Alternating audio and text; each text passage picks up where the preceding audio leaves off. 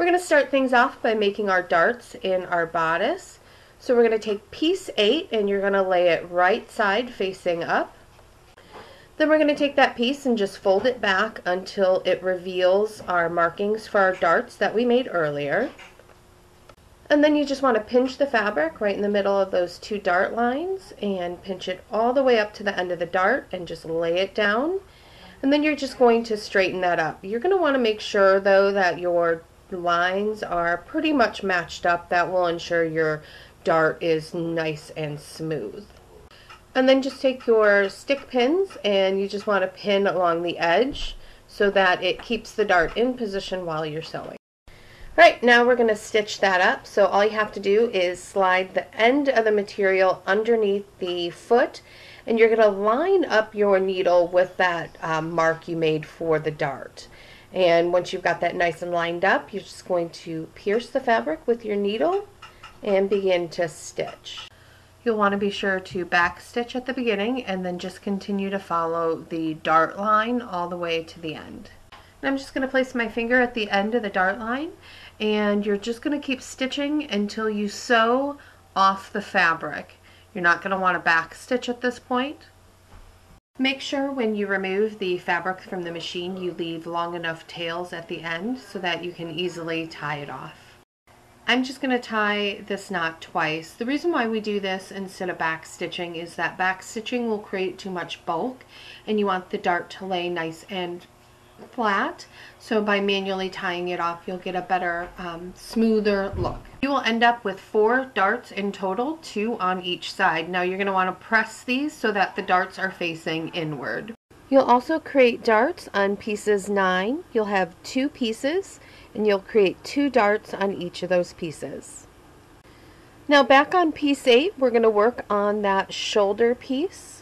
We've marked off 2 small dots on the shoulder piece and we're going to create a gather stitch. So we're going to do a loose base stitch right between those 2 dots, but we're going to create 2 of them. You're going to do one at 5/8 of an inch and one 1/4 of an inch in. You'll need to make some adjustments to your machine to do a base stitch. You're going to first increase the stitch length. So I'm going to go ahead and just move it all the way up to the maximum. Then we're going to adjust the thread tension. So over here where the thread tension dial is where we'll decrease that tension. But first, be sure you've got your presser foot in the down position. All tension adjustments have to be made with that presser foot down.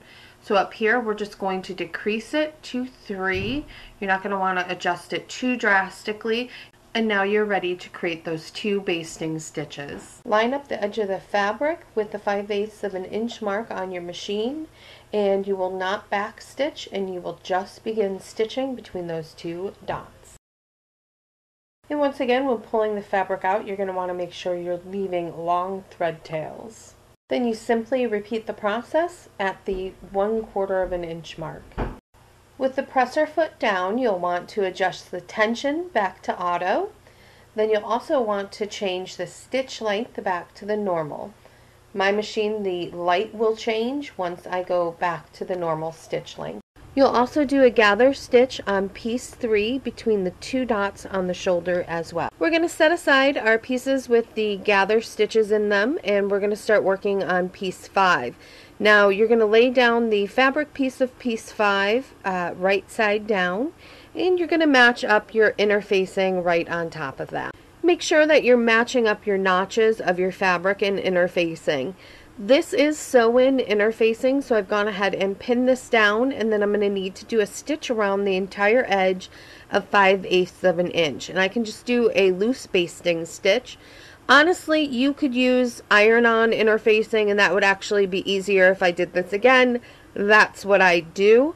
But if you are going to use sew-in interfacing, just do a base stitch. Now you're going to want to make sure that if you err, you're going to err inside the 5/8 of an inch seam allowance and not outside of it. This is where it gets a little bit confusing in the directions, but what you're going to do is you're going to take piece number 3 and you're going to lay it right side up. This is the left front, upper left front. You're also going to want to make sure that your long tails for gathering are kind of up out of the way because you don't want to get them mixed in with what we're doing next. Then you're going to take piece number 5, which is the upper left front facing, where we added the interfacing onto it. Now you can automatically see these pieces don't match each other. Don't be frustrated by that. What we're going to concentrate on, what we're doing now, is on this piece we are only going to be stitching on 2 sides. And we have a marked dot here on this side, and we're going to be stitching from that dot to the very end here. And so let's concentrate on that first. The first thing you're going to do is you're going to match up your notches. That's where we're going to start from. So let's just get those notches matched up. You're just going to pin.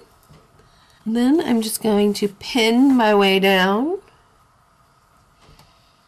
Now, as you can see, my end here is a little bit longer, and that could have just been from the way I cut the pattern. Just don't worry about that. That's all going to be absorbed into the seam allowance, so we're not going to worry about that too much. What you want to make sure that you're not doing is puckering the fabric to fit at the ends. You always want to start from a notch or a center point and then fit from there. Then what we're going to do as well is we're just going to match up the edges. Now what I like to do as I'm matching is I kind of smooth the fabric out with my fingers. That helps get rid of any wrinkles and to really make sure that the fabric is kind of stretched out and smooth. Now even though I'm only stitching from here down, I'm going to pin all the way up just to make sure that my fabric doesn't get out of sync with itself. So there we go, we're all pinned up on that side, so we're going to flip it around, okay, making sure tails are out of the way, and we're going to pin this side. So what I'm going to do is I'm going to bring the 2 edges, the corners here together, match them up, and pin. And the reason why I chose to start with this one is because, as you can see here, this is not matching up, and that's because this is all going to be gathered eventually, and then you're just going to match up the edges and pinning. So there we go. So now let's take it over the machine. We're going to do a 5/8 of an inch seam allowance on this edge and a 5/8 of an inch seam allowance from here to the end.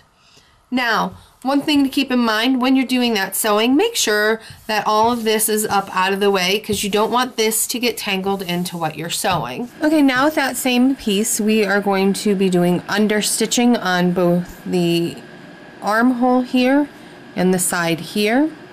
So the first thing that we're going to do is you're going to take your zigzag scissors, your pinking shears, and you're going to trim the seam allowance. And on this side, you're only going to trim the seam allowance from here, so from where we stopped our stitching to the end.